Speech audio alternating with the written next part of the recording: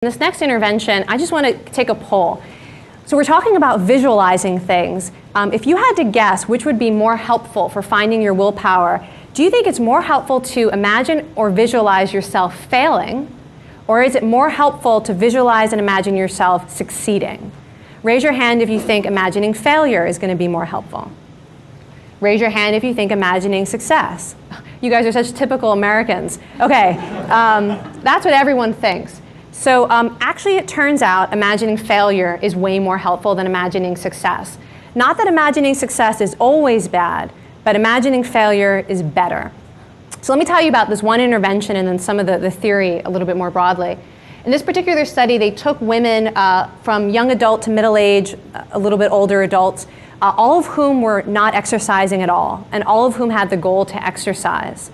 And some of those women were randomly assigned to your typical, it's good to exercise, here's why you should exercise, now think about your goal and imagine yourself doing it, very typical.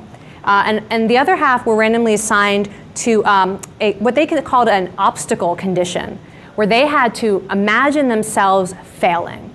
They had to ask themselves, when are you going to not exercise? What is the obstacle going to be? When is it going to happen? What are you going to do if that happens?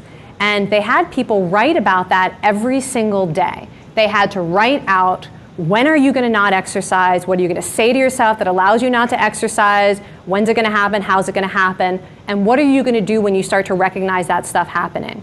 And so the women were becoming kind of detectives of their own failure. And every day they revised what they were writing based on what they noticed. I didn't exercise because I told myself, I'll do it later, I'll do it later, I'll do it later. Now it's time to go to sleep. Or I didn't do it because I got so busy at work and then I didn't have my sneakers, so I didn't do it. And they became very clear about how they fail. And they were able to predict future failures from that.